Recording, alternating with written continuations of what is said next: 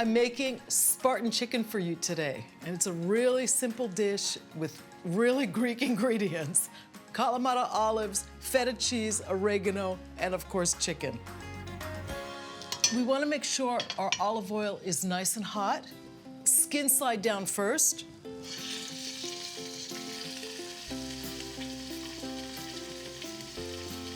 This dish fits into that whole idea of laconic cooking. Very few ingredients, very Spartan, very pure, very simple. See how beautifully golden that is? And just a little salt and pepper. And now it's ready to come out. I'm gonna just take the chicken out and cook down my onions. The whole sort of idea for this dish, it's really about creating a sauce where the feta, the onions, the tomato are all melded together, kind of like a feta cream sauce, without the cream, of course. So I'm just gonna add my onions to my hot oil, and I've finely chopped the onion.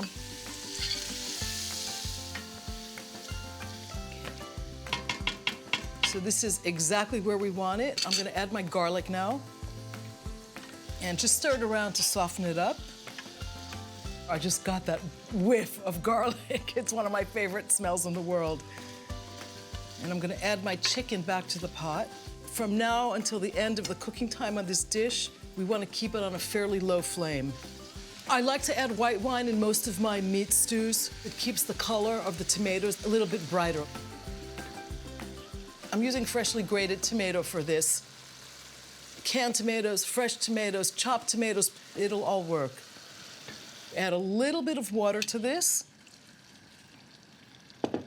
and let it cook down. I'm gonna cover it, and this will now cook for 50 minutes or so. And in the meantime, I'm gonna make something that maybe you didn't realize we Greeks eat a lot of: local pasta.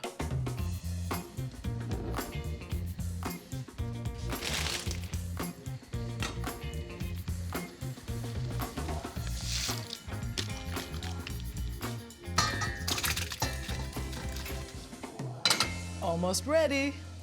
Let me see what's going on with my beautiful Spartan chicken here.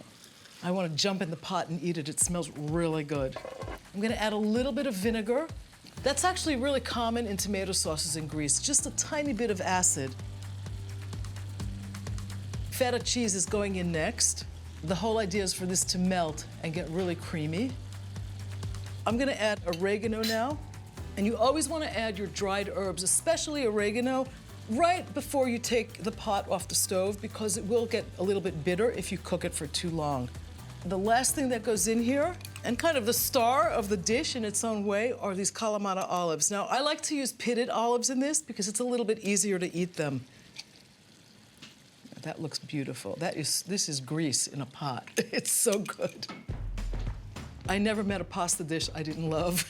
If it's got Kalamata olives and feta cheese and Greek olive oil in it, all the better.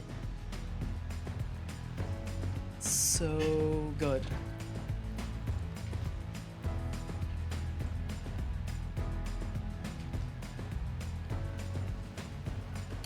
And I'm ready to indulge.